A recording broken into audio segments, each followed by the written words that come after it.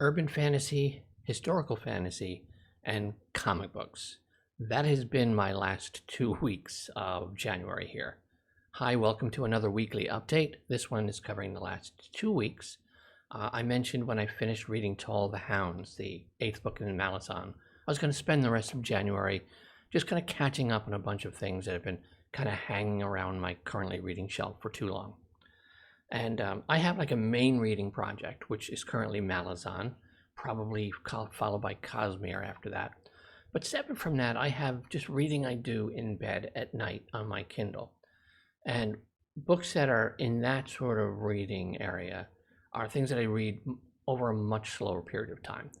And sometimes it's not fair to some of these books that it takes me longer than I wanted to or planned to. So what I've been doing these past 2 weeks is just saying, okay, I'm going to knock some of these out. And that's kind of what I've done. And I would just kind of go over what I finished reading, because it's nice to close out a bunch of things that have been just hanging out and waiting for me to give them the time that they deserved. So we'll start off with Crimson Wind by Diana Farrow Francis. This is the second book in her Horngate Witches urban fantasy series. It's a 4-book series. And I actually have a book review of the first book, which you can find on my channel if you're interested in. Now, this story world that the author has created here, the main character, Max, who's a regular person who ended up being given these superhuman abilities against her will, kind of. She kind of agreed to something while seriously drunk, not realizing what she was agreeing to, and then woke up the next morning basically the weapon of this witch. And she's what's known as a prime, where she runs a team of super enhanced people who protect the witch of their coven and everything. Anyway, really cool character, really intriguing setup and sort of story world built here. There's enough here that the author could have just decided to write an ongoing urban fantasy series, but she clearly has a very specific story to tell. And book 2 really kind of gives you an idea of why it's just one main story instead of a long-running series. Because book 2 raises the stakes. We're beginning to approach that sort of apocalyptic level threat. And that drives the plot of this second book, where Max, she's given permission by the witch who runs the coven to go and find Max's family and get them and bring them back here. Otherwise, they're just going to get wiped out by these sort of supernatural forces that are kind of showing up in the world and beginning to attack like small towns and things. And the main plot is Max's journey from the coven to where her family lives, family who thought she was murdered and doesn't even know she's alive all these years, to find them and try to fight her way back, trying to keep them alive to get back to the coven. And that's the general plot of book 2. And it was nice to sit down and finally just finish off the final act. And I really, really liked it. And it's a good resolve to this specific part of the story.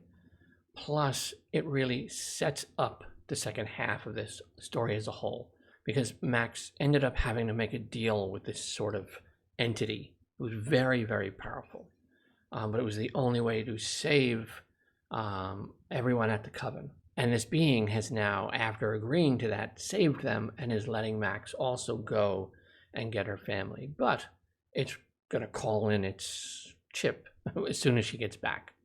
So book 3, we're going to get to see, okay, what has this creature have in store for Max?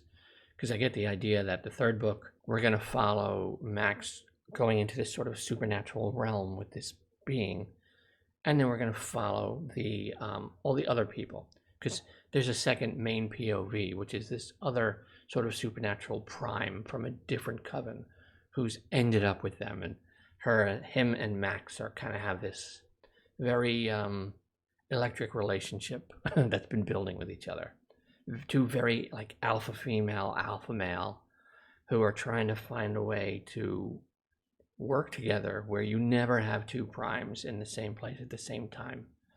But they also have this really like strong physical, emotional, and sexual attraction to each other. So it complicates things a lot.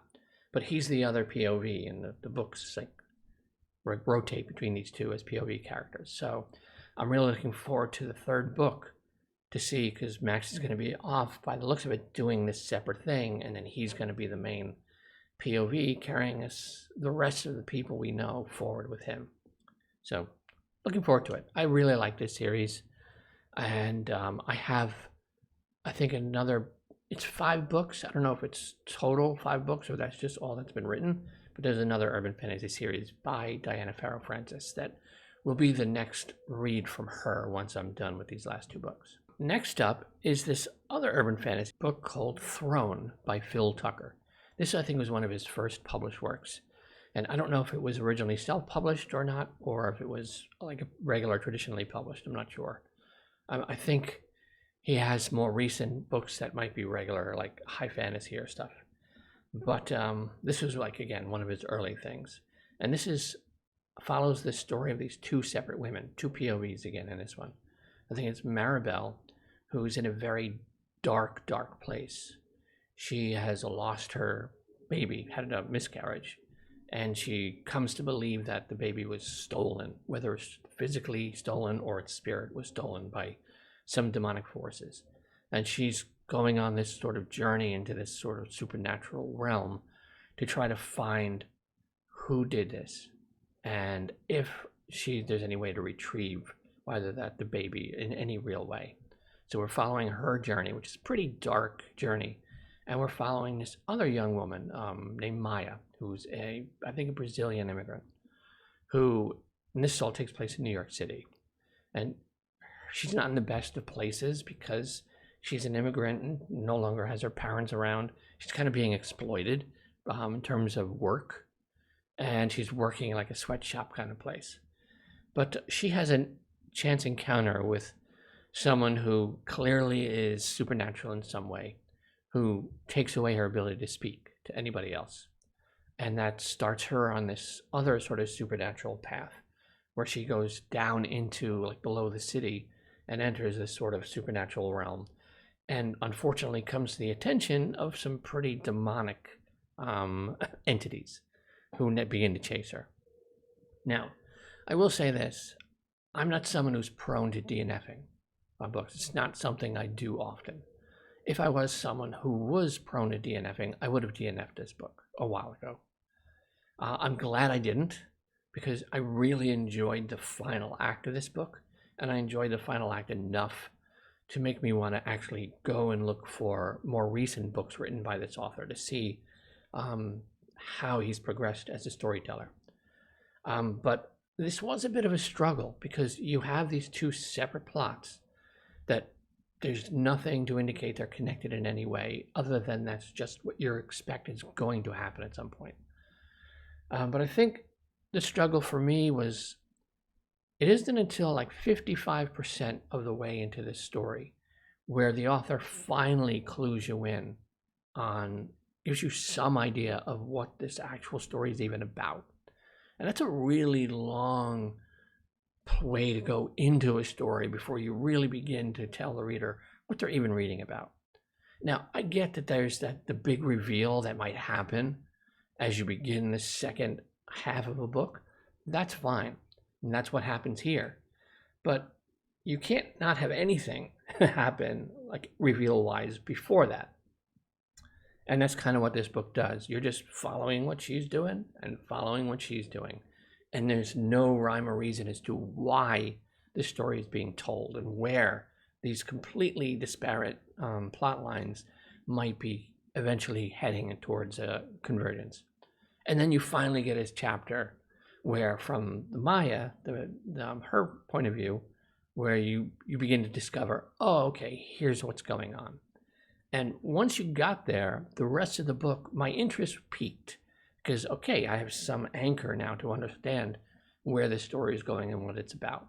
And then I enjoyed how the author wrote the whole final act and this whole sort of magical confrontation between this Seelie court and this unseelie court, all in and around Manhattan. If I was someone prone to DNFing, this would have gotten DNF'd. Outside of that, I've actually checked out 2 books by Nicole Pierman. Some of you might know Nicole. She's has an AuthorTube and a BookTube channel, and she self-publishes. And one of these has been that on my currently reading, and I've been just slowly working my way through, and that's her first story she wrote. I think she started writing this when she was 12, called A Patriot's Tale. It's historical fiction set during the Revolutionary War, I believe in South Carolina. So I think where a lot of like Revolutionary War stuff you might focus on, like big battles or things happening in the North. In this case, we're following this young woman named Lily Thompson, and her family has been killed by the Redcoats, and she ends up joining this sort of migration of people just trying to get away from the incursion of Redcoats coming into this part of the Carolinas. And she ends up joining this whole sort of growing militia. And it's a story about her finding her place in this sort of upside down world and pushing back against the like gender expectations. Like, you're a woman, this is what you should be doing. She is a very proactive person and believes that decisions that impact her should be her own. It's just she pushes beyond the boundaries of the expectations of someone her age in that time and place, because I think this is meant to be like 1788 it starts off in and goes into 1789. But we follow her and her finding her footing and making her voice heard and becoming an important part of this sort of growing militia society.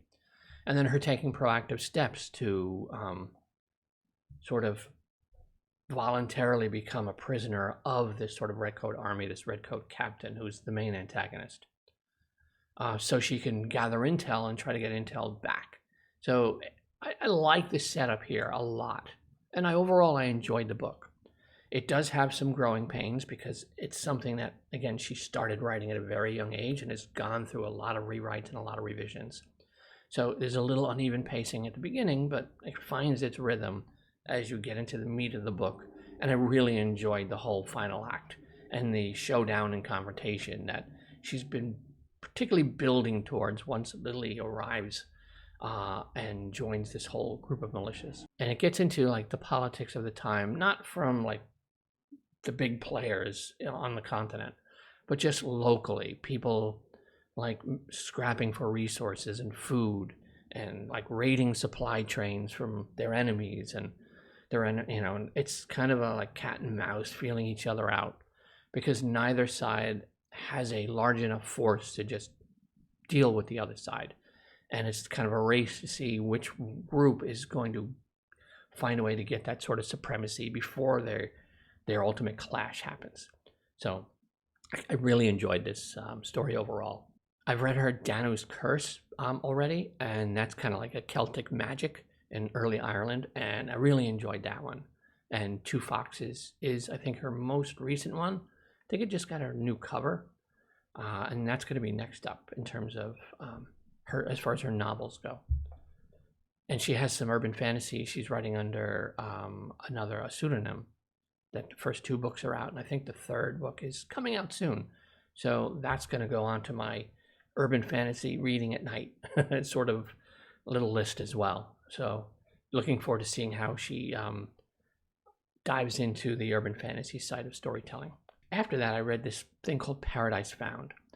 Nicole has a series of very short, like pamphlet books that are mainly poetry based. And in this one, it's an interesting format because each page has like a header and then like 1 to 2 sentences that basically talk about what the header is about. And it's a very like staccato, like gut punch throughout this. It's a really quick read, but it's boom. It's like constant like punches in the face in a sense, because overall you get the impression that she's writing from the perspective of the aftermath of a very unhealthy relationship. And you see this sort of push-pull just emotionally as you're working through like what happened to you and why did it happen and what mistakes you might have made, and the vulnerabilities you still have from that relationship, and knowing its destructiveness, but the power that it still might have over you, and the temptation to go back into where you know you shouldn't. So it's just written in this very simple, stylized format, and it's a really quick read, but it's written in a way where you will read it from your own personal experiences. If you've gone through any kind of similar thing as you kind of get hinted at here in this sort of writing. So highly recommend it. It was if you like that kind of very quick, sparse, like boom, boom, boom, boom, boom, boom, boom, emotional hits, if that's something you're into, then definitely check out Paradise Found. Okay, now the rest of my reading over the past 2 weeks is all comic book related. I'm working my way through Daredevil Masterworks Volume 7, still pretty early on in that one, but that's going to be my main comic book reading for probably the next couple of weeks. I'm working my way through the entire Daredevil comic book run, from Daredevil #1 all the way through whatever. I guess eventually I'll catch up to current day stuff, and I'm still pretty early on. I'm still in the 1960s here. You know, Daredevil is one of my all-time favorites, so that's something I'm going to be reading for quite a while, because I have a bunch of them on just digital copies, so all in my Kindle library, and I'll just working my way through them as I go. Eventually I'm going to get these in like graphic novel form, but right now it was just easier picking up the digital ones. Outside of that, I finally dove into this sort of new comic book story world that's recently started up, the Rippaverse. And I've read ISOM #1, ISOM #2, and Alpha Core #1. As far as ISOM #1 goes, we're introduced to this Avery Silman, I believe his name is. He's our first character we're being introduced here in this new comic book world. And he's someone you realize used to be a superhero and walked away from that life. And now he just runs a farm and has a team of people who work for him, and he lives a very quiet, low-key, off-the-radar life. Until his sister calls, because the daughter of a family friend is in trouble. And against his better wishes, she convinces him to go back into Florespark, which is this sort of Texas town that a lot of this story seems to settle on, to talk to this guy, Darren Fontano, a childhood friend who he and Avery do not like each other and do not mix. And Darren seems to run this big club, and you can tell he's kind of a power player in the sort of criminal underworld of this Florespark area. And he goes to talk to him, and they clash because their personalities are both very alpha male, very strong-headed, and neither one likes being mistalked to, if you will. And it sets things in motion from there. And Avery finds himself drawn back into a much larger world that he wanted nothing to do with. But this is the daughter of a really important woman in his life, and he's not going to be able to say no to that. Now, what's interesting about this ISOM 1 and ISOM 2 is the main character, Avery, he's fine. There's not much intriguing about him, and his plot is pretty simple to start off this sort of story world. But it's all the other characters that we're being introduced to, because he stepped back into this. They're all really interesting characters for me. There's going to be an ISOM #3, which is going to close off this sort of ill-advised story arc, this just initial plot of Avery's. So there's one more book that'll just close this initial driving plot of him trying to go help this the daughter of the family friend. But it's all the other elements that are being introduced here that actually hold my interest. Avery as a character himself, he's fine, you know. But he's not meant to be like the single primary character and everyone else is supporting characters for this whole storybook world, for this comic book company. He's just the one they're starting with. But we're introduced to this super powered woman named Yaira, who she can fly around. She's really strong. And I get the impression she has some sort of like, I don't know if it's ice or cold or whatever kind of powers. And she's pretty formidable. And Avery just literally bumps into her because he's being thrown out of the club and she's in the middle of doing something else, and they just literally smash into each other, which she doesn't take kindly to. And it's just basically a confrontation he had no interest in. Doesn't go well for him. And then she moves on. And there's this other group called Alpha Corps, which are a sort of enhanced police force. They're a task force that's part of this Florist Park police department. And the people with supernatural abilities in this sort of comic book world, they're known as Exeps.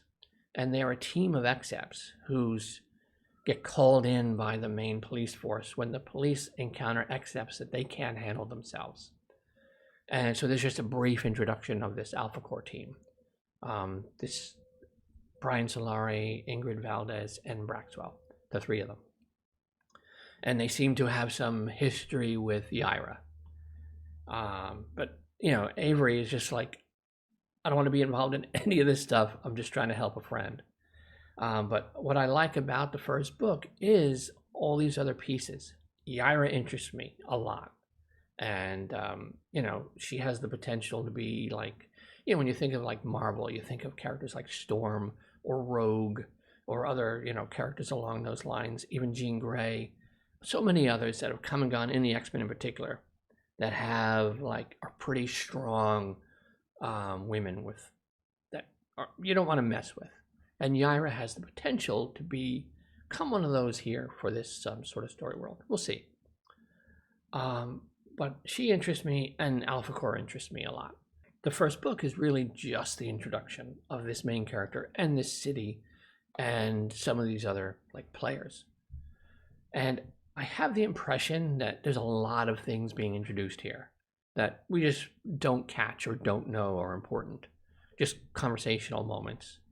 That I have a feeling that if this story comic book company does take off and does build an actual ongoing flourishing company, I have a feeling that when you get deeper into this overarching story world, there'll be things when you come back to this first book that you'll catch, because you can just tell the way stories are written where there are little nuggets being dropped and you don't know what they are yet.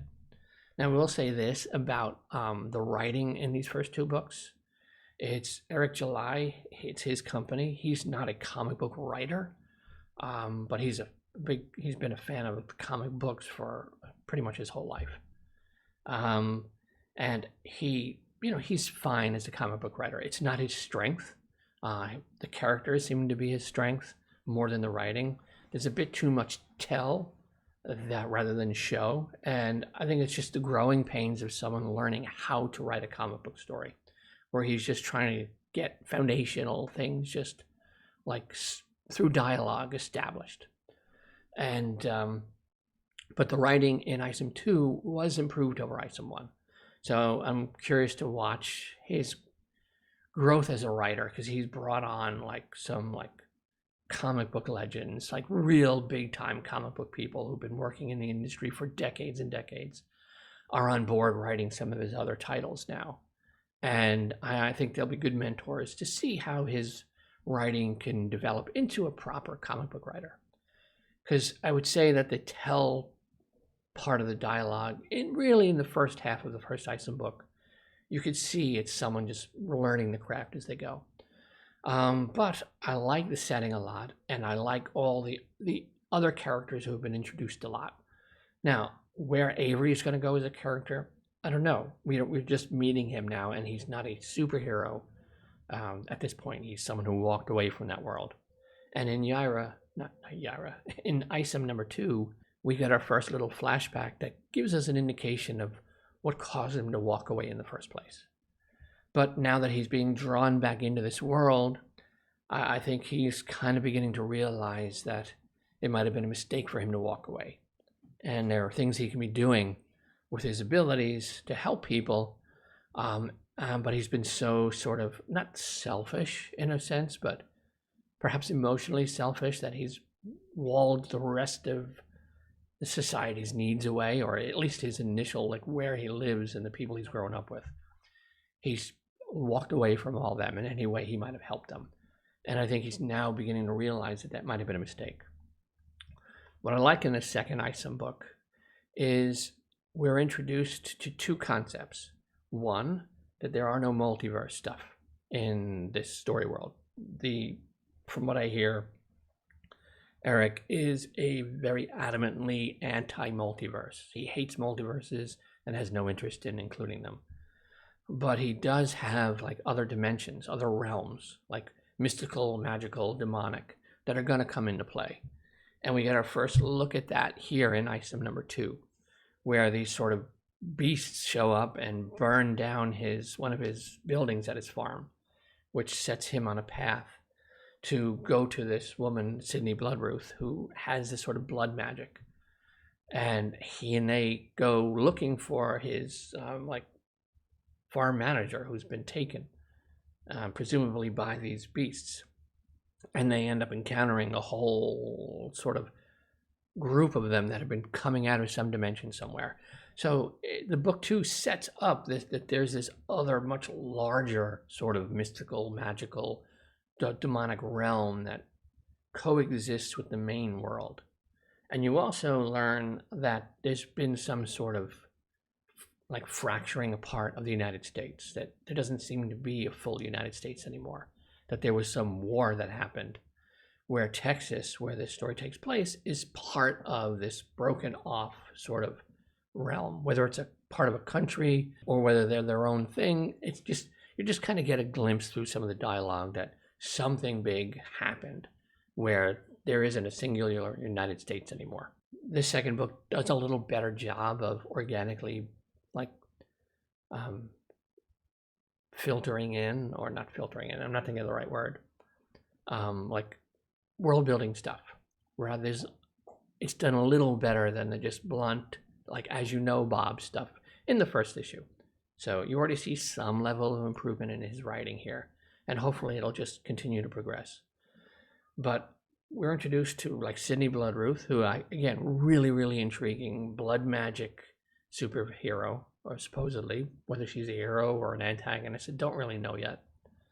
And then there's this character Gooding, who runs this sort of corporation where he just kind of shows up and offers his services to put out this fire, and he has all this stuff where he can research. Don't really know what to make of him yet. Part of me wonders if he's the one who sent these things to cause the fire, to insert himself into this Avery's world to kind of figure out something that he needs to get from Avery. I don't know. He doesn't seem like someone that you could trust, but he also seems like a really intriguing character. As someone who reads story, I'm suspicious of a corporation showing up and saying, "Hi, I'm your friend, I can help you." Yeah, that's probably something else in play here. That's probably not going to be to the best interest of Avery. But we'll see. But again, it's like in the first book, the second book, it's all the other characters who are being introduced are the far more interesting characters. And we'll see where their stories go, whether they get their own books or they're just going to be characters that show up in some of these other like comic books storylines that are going to be running. We'll see. Again, he's at the very start of a brand new company here, so we'll see where it goes. And I also read Alpha Core #1, which was his third comic, and it introduces the Alpha Core introduced in that first Isom book, those sort of supernatural police task force that works with the Florespark PD. This is the first issue of their series, and it's written by Chuck Dixon. And Chuck Dixon is like, this is a guy who's, a prolific comic book writer who's been writing for, decades and decades. He had a big Batman run back in the day. I think he's one of the co-creators of Bane, just to kind of put his credentials on the table. I will say Alpha Core #1, I really enjoyed. As a comic book title, this one I'm invested in right away, that I'm going to follow this journey. We have, again, Alpha Core is a team of Excepts, that are police, that are a sort of task force that the main police department has available. And they have to work within the rules and laws of the city and within their sort of contractual agreement, government-funded contractual agreement with the police force. And it consists mainly of Brian Solari, who seems to be the one running this 3-person team, Ingrid Valdez, and Braxwell. And Braxwell is this sort of kind of bulldozing silent type. He hasn't spoken yet. Now, there's indication from some of the conversations that he does actually speak, but he seems to be someone who only speaks when he has something very important to say. That's kind of the impression I get. But it's 3 very different personalities, because one, you have to get across the personality of someone who doesn't talk. And so far in this first book, Dixon does a good job of that. Braxwell, to me, strikes me as the kind of character where he's like the bedrock of this trio, where he's got your back and you don't have to worry about him at all. He's going to be there where he needs to be and get done what needs to get done. And you're not going to have to question or worry him or anything. He's just going to do what needs to be done. And this is an important piece to this trio, because you have him as a sort of bedrock in the center. You have Brian Solari, the one kind of running the team, who is really unhappy with this constrictive rules. He's a former soldier, he's a veteran, and from his perspective, we should be patrolling the skies, being proactive, looking and stopping this crime as it begins to emerge, not sitting here waiting to see if the police can't handle something and then only then being allowed to help. And this book starts off with this something going down at this bank, and a woman is being held hostage out front and all the cops are around, and Brian Solari just shows up and deals with it, which pisses the police force off because he wasn't called in. This was not an accept situation. And that's like kickstarts the comic and sets up these characters and the initial, I guess, conflict that Alpha Corps is going to have with the Florence Park PD. And Brian is not happy with this sort of the rules he has to follow. Ingrid, on the other hand, she's an investigator. Her talent is data analysis and investigation. She was brought into the team because that's her expertise. And she's my favorite of the 3 so far. She's the only one of the 3 who can't fly. She has other powers and stuff, but flying isn't one of them, where Brian and Braxwell can.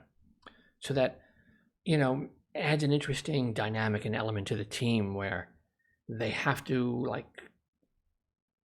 work within each other's strengths and weaknesses, so that, because the other 2 can just jet out of there, but she can't. So they have to really kind of figure out how to work together and to help her where she needs it in those respects. But she's the detective on the team, and for this to have that sort of kind of detective comic sense, not in a Batman sense, but just in general, where there's going to be criminal investigation is going to be an important component of it. She's the character that seems to be driving that component. And, I think that could make for a really interesting, just general kind of comic book story. To have this sort of superpowered cop team doing investigations and trying to uncover mysteries and things that then lead to, the big superpowered confrontations and stuff. So overall, I really like this. This is a really good beginning to this series. And, with Chuck Dixon writing it, this has a chance to become the first superpowered team comic book of this company. We'll see. The man knows his stuff. And the artwork, I think Joe Bennett's artwork really complements these characters and the storytelling very, very well. And they already have a bunch of stuff lined up. The Yaira character I mentioned, this sort of woman with the superpowers who just bumps into Avery in the first one, who has some sort of cold or ice sort of powers. She's next up. Her Yaira #1 is coming out in March, and that's the one that's interested me from the beginning the most, because it's written by the Saska sisters. who, I don't know, their writer directors have done a lot of horror. I think they worked with the WWE in terms of writing and stuff for them. And they wrote the Marvel's Black Widow No Restraints play, which is a Black Widow story where she goes to Madripoor and works her way through this sort of child sex trafficking dark web ring, where you get to see Black Widow be Black Widow, unlike the very restrained Natasha that you have in the MCU movies. This is one of those circumstances where Marvel, I don't know if Marvel didn't really know what they were getting into hiring the Saska sisters, but yeah, you get to see a Black Widow just who takes the gloves off and gets hardcore. And I'm really, really intrigued having them writing Yaira to see what kind of character we're really going to be getting from her and what her story is. And I will say this, I've gone on way too long. I wasn't expecting to talk about this sort of story world this much, but it's a brand new story world, and that's kind of an intriguing and rare thing to kind of happen upon a comic book company just starting out. I remember thinking back to the 80s. I can't remember what the name of it was now. Was it Vanguard or something else that kind of popped up and had really interesting artwork and comic book stories? I can't think of it at the moment. If I had my comic books here, I'd just grab the long box and pop out one of the Vertigo, I think was one of the books in it. So I remember that time with this new sort of company showing up to like Marvel and DC, and then all of a sudden there's this third company, and like Dark Horse when Dark Horse came along as well. So we'll see. Maybe this will amount to nothing, and maybe this was the start of a comic book company that's going to be around for decades. Who knows?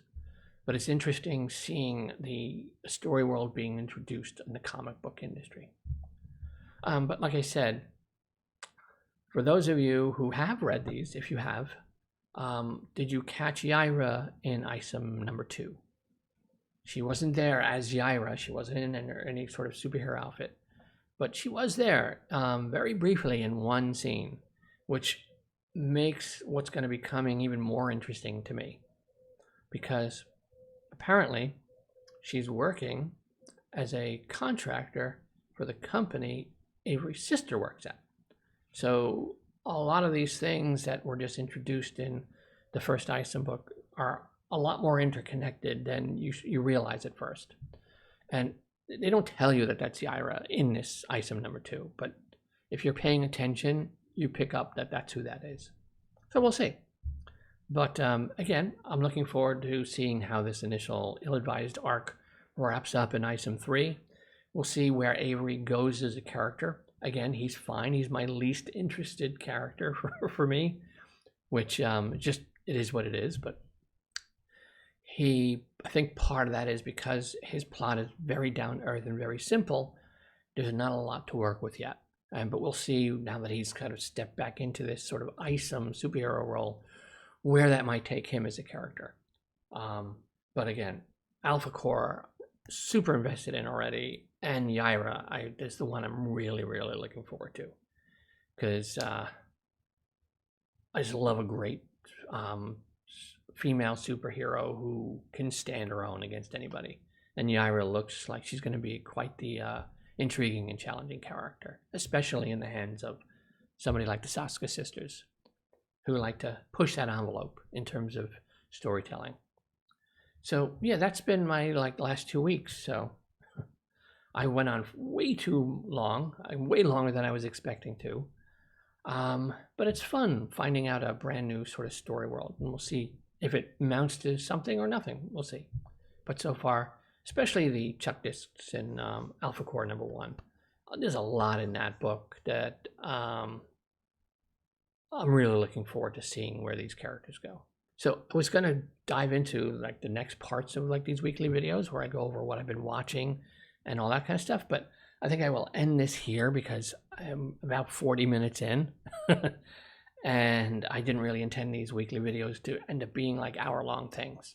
So Wednesday, I might kind of do a part 2 of this where I'll kind of go over what I've been watching, sci-fi, fantasy, and stuff-wise, and what's next up reading-wise. So until then, I am Charles. Welcome to my SirBookSage channel. I'm almost at 2,000 subscribers, so like, subscribe, all that kind of stuff. And I will see you in the next video.